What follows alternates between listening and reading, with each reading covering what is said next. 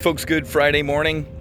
Getting ready to go do some flying here. A couple L-39s doing some formation work and practice our social distancing up at about, 15,000-20,000 feet over Central Florida, maybe out over the water. Looks like it's going to be a beautiful day. Wanted to share my thoughts about what happened on the Roosevelt. Now, the knee-jerk reaction that essentially I had as well was, hey, they're clipping a commander for sticking up for his sailors and Marines and, all sorts of stuff. Clearly, not even close to the case. I know Studa Baker, he's the commander of Carrier Strike Group 9, CSG 9. Great American. Flew with Studa in Lemoore, F-18 guy from Lemoore. I believe he was an instructor when I was going through the weapons school, when I was going through Top Gun. Fantastic American. That's his battle group, and his flagship is the Roosevelt. Don't know Chopper. Don't know the skipper, the former skipper of the Roosevelt. He was a Lemoore guy. He actually was a skipper of my old squadron, VFA 94, the Mighty Shrikes. So let's just start with this. I'm in Pompano, at Pompano Airport, getting ready to fly a Warbird. I'm not on the tip of the spear right now like those two guys are. So both of them and the men and women on board the carrier and that battle group deserve absolute respect. They are the men and women in the arena right now. So taking some cheap shots from the cheap seats right here would be wrong. Talk to somebody very, very, very, very close to this. And, skipper of the ship went to the admiral and said, hey man, we should probably pull in and, really put up the bat signal here. And the admiral said, we got a mission to do. Remember what's going on around the world, folks. Not only is China our mortal enemy right now, and they got us on our heels economically, they got us on our heels militarily. I mean, we got a battle group out of commission and nobody even fired a shot. So the admiral said, hey, we got a mission to do. And oh, by the way, the president said yesterday and over the past couple days that Iran's more or less letting this virus rage through their country. They don't have shit for healthcare. And guess what? When you need a boogeyman, first of all, they're spreading, the government's saying that we spread the virus in Iran. We're the big Satan, so they want a boogeyman. So the president is getting some intelligence that Iran, again, is getting ready to attack our troops in Iraq.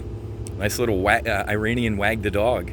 The president's like, you do that and we'll level you again. So the Roosevelt, I get the skipper's letter said, hey, we're not at war right now, blah, blah, blah. Well, he really doesn't get to decide that in the way our system is. So at the end of the day, Admiral said, here's what we're doing, Captain. Apparently Chopper went back to his stateroom, drafted that 4-page letter, email, and blasted it right around Studa.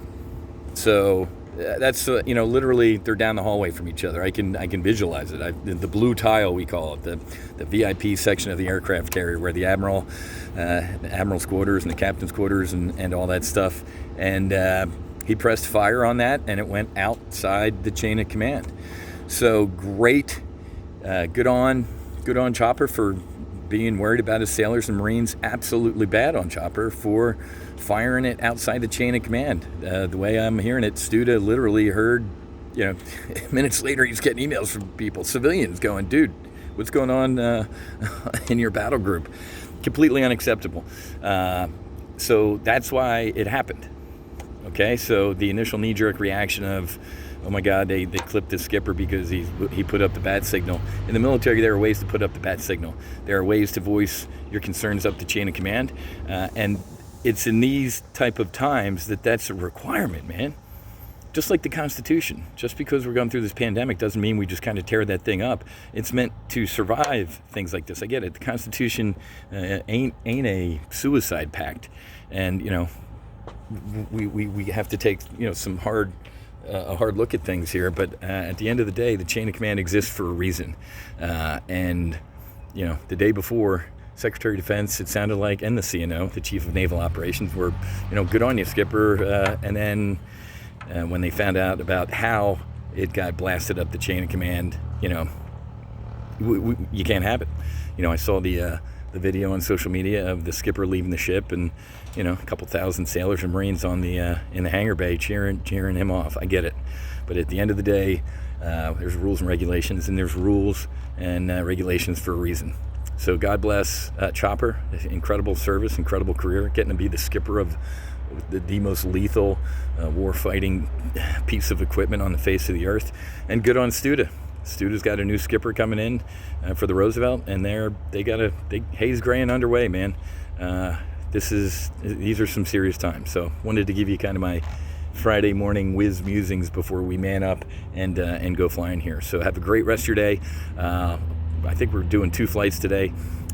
It's fantastic for TGO members, because usually whenever I go flying, the market implodes or something bad happens. So let's hope that goes on today. Okay, so have a great rest of your day. I'll try and knock out a Friday market wrap up after we land, and then I'll do some stuff over the weekend as well. Stay safe, and God bless. I'll talk to you guys later.